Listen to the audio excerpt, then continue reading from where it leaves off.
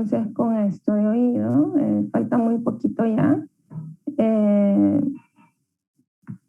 No es nada complejo, a no ser que realmente no conozcan para nada el contenido básico de oído. Sé que eso se mira en bachillerato.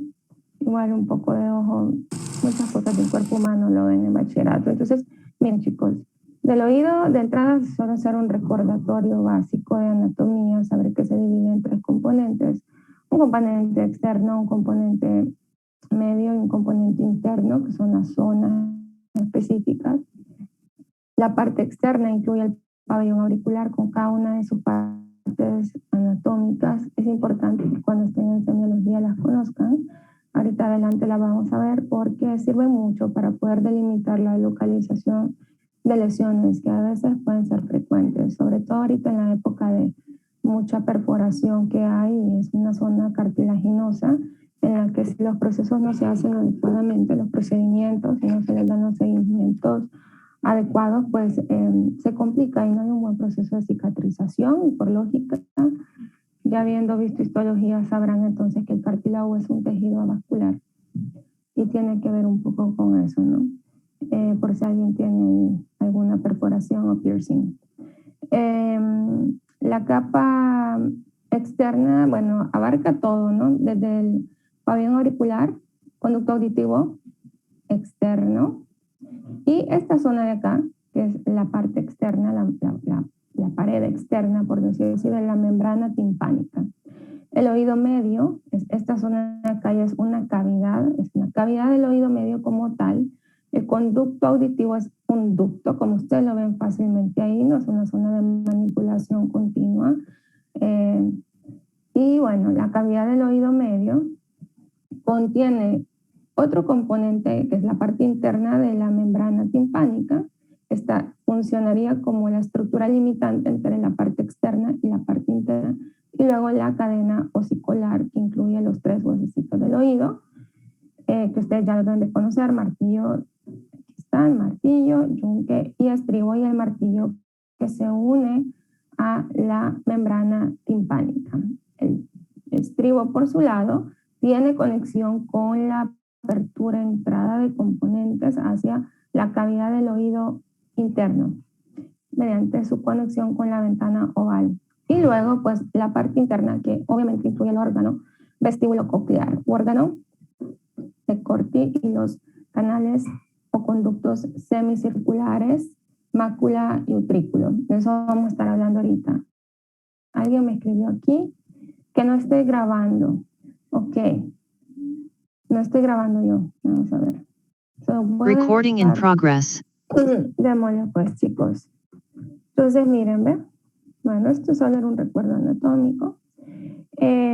Más o menos esto pasa a la 4ª semana, es bien temprano, asociado también, si se fijan, al desarrollo del ojo, que era lo que mirábamos ayer.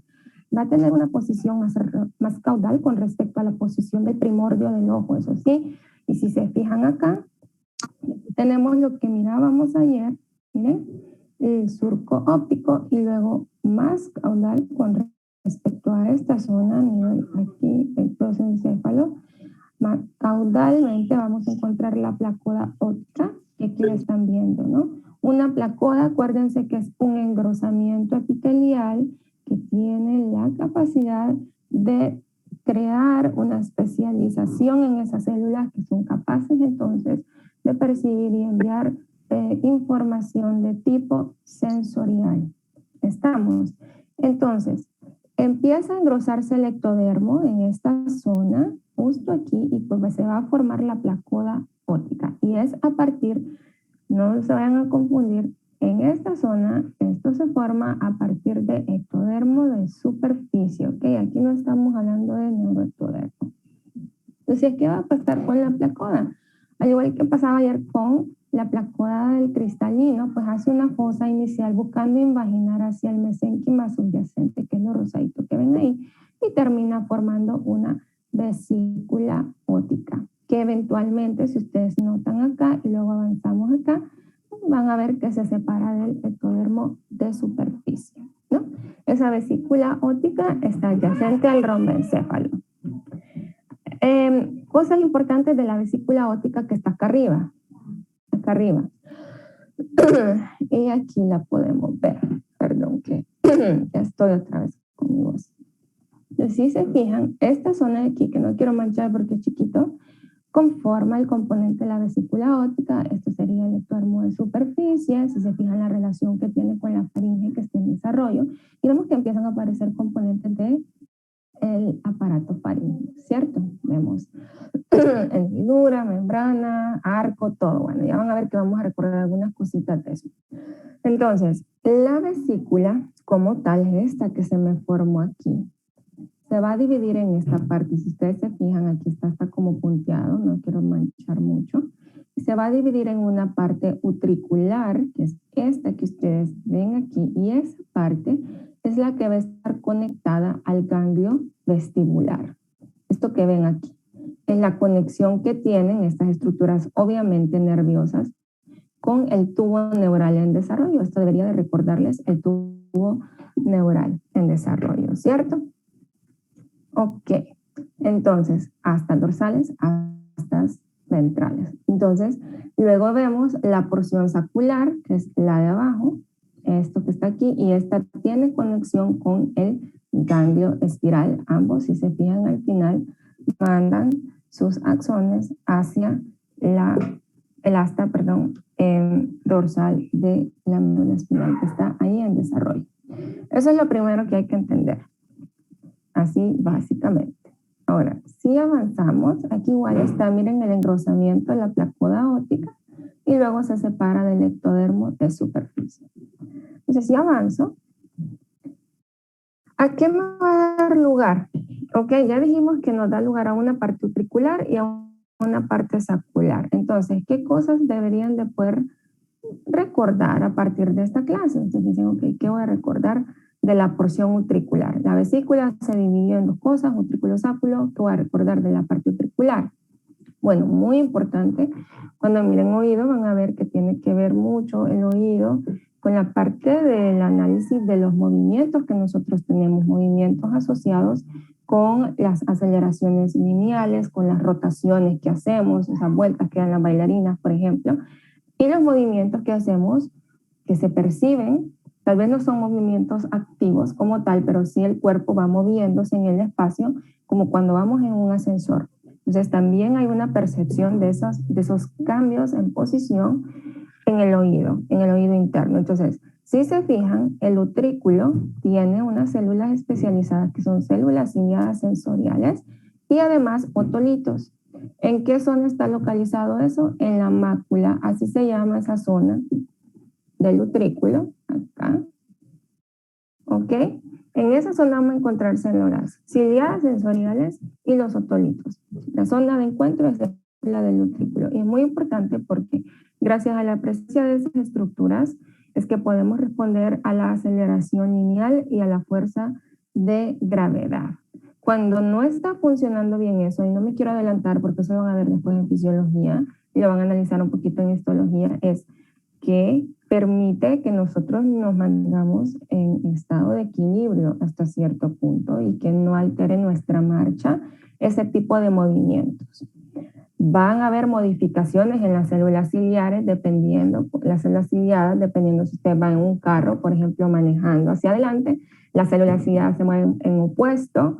Es bien interesante, pero no me toca a mí explicarlo, espero que se lo expliquen bonito porque para eso y para entender el movimiento de los otolitos con los movimientos de la cabeza, los otolitos son como unas piedritas que tenemos aquí. Ok, ahí lo van a ver, es súper interesante. Si se altera su posición y movimiento, eso nos puede originar vértigos, ¿ok? Vértigos. Entonces, para que lo recuerden. Ahora, los conductos semicirculares también se van a formar de ahí. ¿Qué son los conductos semicirculares? Pues esta estructura que ven aquí, hay una anterior, posterior, superior. Entonces, contienen las células ciliadas sensoriales de las crestas ampulares y estos pues responden a la aceleración angular. La otra estructura que vamos a formar acá y que no se ve aquí en esta imagen, porque aquí lo que se ve es el ducto perilinfático. Ya tengo otra imagen más adelante donde lo vamos a poder ver. De hecho, este es. más bien, aquí está, este que ven acá, es el saco y el conducto endolinfático, porque van a ver más adelante que el oído tiene un componente membranoso y un componente óseo. Entonces, si se fijan acá, de la unión más o menos entre el utrículo y sáculo, sale este saquito que está aquí y conducto que se conoce como conducto endolinfático. Es una estructura membranosa que conecta ambos, sáculo y utrículo, y termina en este saquito ciego, debajo de la dura madre. ¿Por qué es importante? Porque absorbe endolinfa, que es un líquido en el que flota el conducto, que flota dentro del, el líquido flota dentro de la estructura membranosa del oído. Por decirlo así, lo azulito es la estructura membranosa y lo que ven punteado es la estructura ósea asociada, esta parte acá externa. Y el otro componente que nace de la parte utricular, de esa vesícula óptica inicial, pues es esto que ustedes ven acá, que es el ganglio vestibular, que tiene que ver con ese componente del par craneal número 8. ¿Asociado a qué? ¿Para qué me sirve la parte vestibular? ¿Por qué se llama nervio vestibulococlear?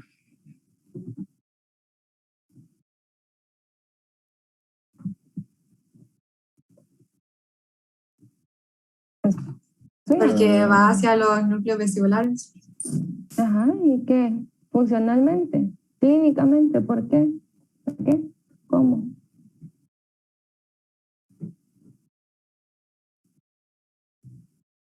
Ajá. Para el equilibrio. Ajá. Muy bien. ¿Con qué más tiene conexiones esto,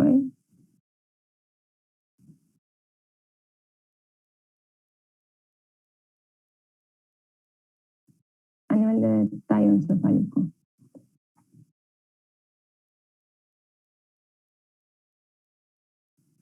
¿Nada?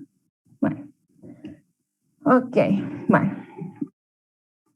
Vamos a avanzar mejor. No me voy a salir de mi tema. Entonces, ya lo vieron. De ahí sale. Esas serían las estructuras. Aquí están guardadas para que se les haga más fácil. Ganglio vestibular, conductos semicirculares, el utrículo, y de esa zona además se forma este conducto que está aquí y saco, que es el endolinfático encargado de reabsorber la endolinfa que se forma y que está dentro del espacio membranoso del oído. Aquí estoy hablando del oído interno. ¿Ok? Si seguimos, vamos a anotar aquí otra vez.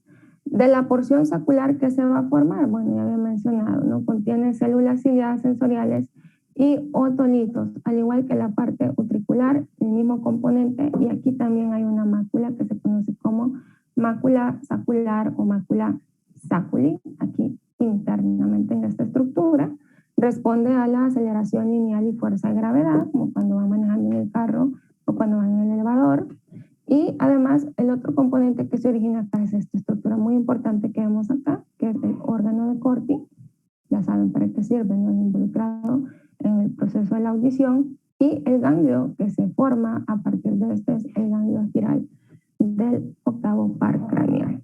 Entonces, esos serían los derivados a partir de la vesícula óptica y de sus porciones sacular y utricular. Okay. Si avanzo, pasemos a esa relación entre laberinto membranoso y laberinto óseo. Estamos. Entonces, lo que estábamos formando inicialmente es el laberinto membranoso. Eso se forma a partir de la vesícula óptica. Y va a constar de todas esas estructuras que acabamos de ver. Todos sus derivados van a tener una presentación membranosa. Dame un segundo.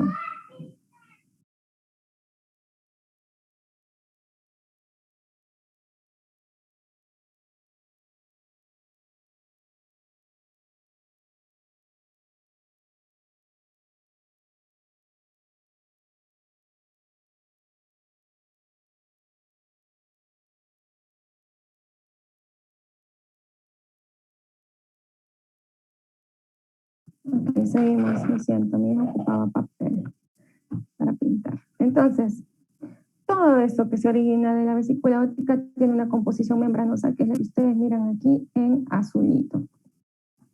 Inicialmente, como ustedes ven acá, si vemos la relación, va a estar formado por una capa de células de la cresta neural rosado, pues obviamente va a tener una diferenciación mesodérmica y van a empezar a recubrir esa parte membranosa, que se originó del ectodermo en superficie.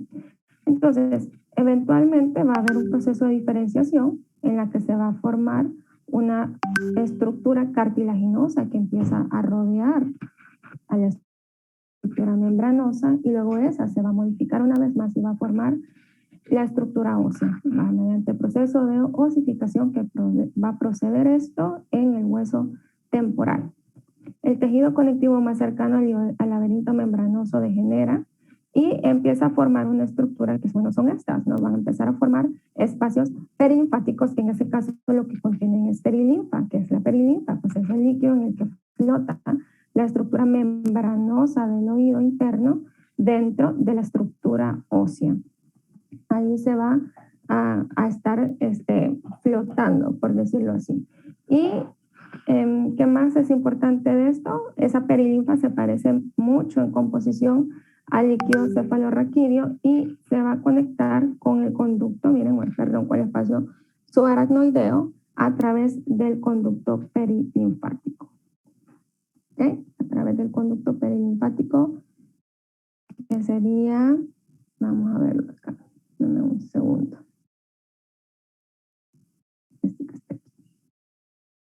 Yo me trago la compu un ratito, aquí. Entonces, esa es la relación. Comenzó como ectodermo, pasó a mesodermo, células de la cresta neural, eso ayuda a que se formara la parte membranosa y posteriormente ósea asociada al oído interno. Si pasamos a la cavidad del oído medio, aquí viene un recordatorio de lo que vimos en el aparato faríngeo, ¿ok? Para empezar, hablemos de entrada de los huesecillos del oído. Son tres a cada lado, de donde se desarrolla el martillo, que es este que ven aquí. Pues si ustedes se fijan, aquí tenemos la vesícula óptica, de ella se van a formar los componentes del oído interno, y asociado a ella, por su posición, si ustedes se fijan acá, aquí vemos el receso tubotimpánico que se está formando. Aparecen estas estructuras de acá como núcleos, de donde van a salir derivados del primer arco faríngeo. Y van a ser derivados inicialmente cartilaginosos y lo mismo acá, derivados del segundo arco faríngeo. Entonces, ¿qué pasa? Martillo y yunque tienen un origen, estribo tiene un origen diferente. Eso recuerden, no va a ser fácil que lo puedan traer a la memoria. El martillo es el primero. Acuérdense que este es el que va a hacer articulación con la membrana timpánica. Este chiquitín que está aquí. Deriva de dónde? De células de la cresta neural dentro del arco faríngeo 1. ¿Ok? ¿Cómo se le llamó ese cartílago que formaron esas células de la cresta neural? El famoso cartílago de Meckel. De hecho, el yunque también deriva del cartílago de Meckel. Entonces, si decimos estos dos, les van a formar martillo y yunque. Primer arco faríngeo, cartílago de Meckel.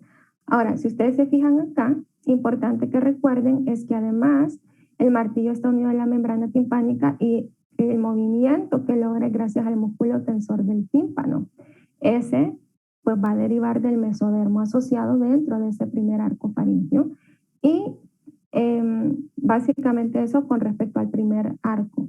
Ahora, si nos vamos al estribo, se formaría a partir de acá, de este núcleo que vemos aquí, y aquí vemos su posición asociada a la ventana oval.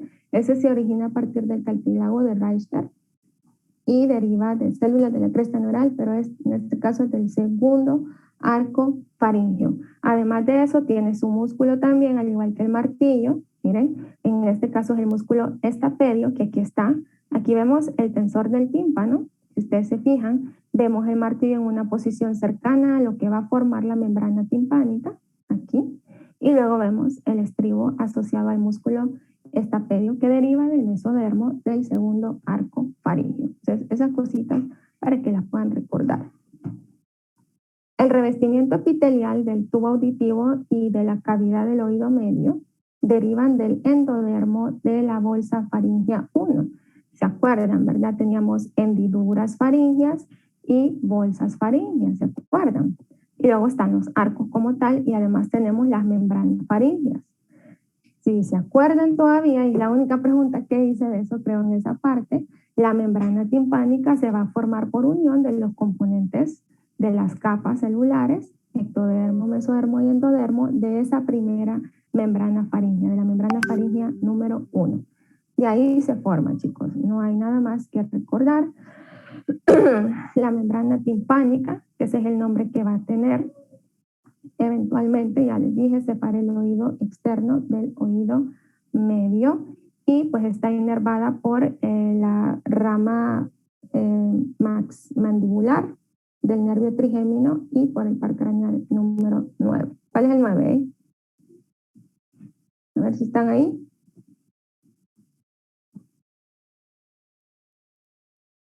Ajá, muy bien. Muy bien, entonces eso lo inerva, la membrana timpánica y si se fijan, tiene como una parte externa que sería la inervada por el trigémino y una parte interna que es la que vendría a inervar el gloso faríngeo. Ok, ¿qué más? El oído externo. Entonces, si se fijan, el revestimiento epitelial de se desarrolla a partir del ectodermo de la primera hendidura faríngea, acá, la parte externa del canal auditivo. Esa hendidura faríngea, acuérdense además que se va a unir con la bolsa y van a formar la membrana. Eso les debería de haber quedado ya claro. Inicialmente, como muchas cosas en embriología, como ustedes miran acá, el meato va a estar obliterado, está cerrado por células epiteliales de origen ectodérmico y eventualmente se va a recanalizar antes del nacimiento. Por su composición, como ustedes miran aquí, eso es bien variable del libro de anatomía donde lo vayan a leer, tiene varios componentes de inervación, si ustedes se fijan, el conducto auditivo externo, ¿ok? Si estamos viendo acá, vemos que la membrana timpánica, por su asociación incluso a la estructura faríngea, puede tener o tiene, en muchos descritos está así, inervación del 10º par, también tiene inervación del 7º par y finalmente inervación del 5º par craneal. Y luego aquí miren la relación con el pabellón auricular. Ahora, ¿de dónde se forma el pabellón auricular? El pabellón auricular se forma a partir de estos montículos auriculares que ustedes miran aquí. Normalmente son 6. Y esos pues rodean la hendidura faríngea. Perdón. La hendidura faríngea número 1, ahí van a estar asociados a esa zona. Y como ustedes miran, pues tiene una inervación mixta también, ya lo habíamos mencionado por cuáles. Eventualmente esos montículos se van a unir y van a formar lo que ya conocemos nosotros como pabellón auricular en sus partes, hélix, antihélix, la fosa triangular, la concha, el trago, el antitrago. Aquí vemos la entrada del conducto auditivo externo y el lóbulo del pabellón auricular. Entonces se origina a partir de esos montículos auriculares. Ahí está resumido todo lo que acabo de decir. Y la parte de malformaciones congénitas se la voy a dejar a que las lean independientemente, porque vamos a hacer ahorita el debate entonces. Así que con eso termino contenido, léanse las malformaciones de ¿cómo se llama?